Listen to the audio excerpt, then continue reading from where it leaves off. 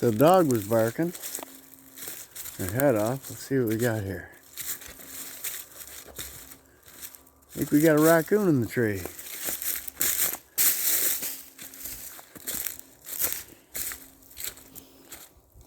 Don't want to get too close and bother him. There might be more around here, so you gotta look out.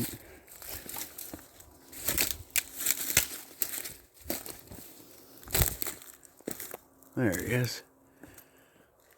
Staying as still as he can.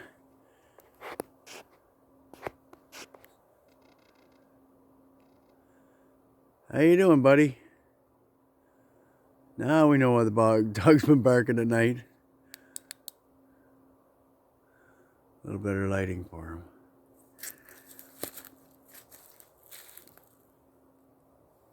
Psst, psst. You're all right, bud. I'll leave you be.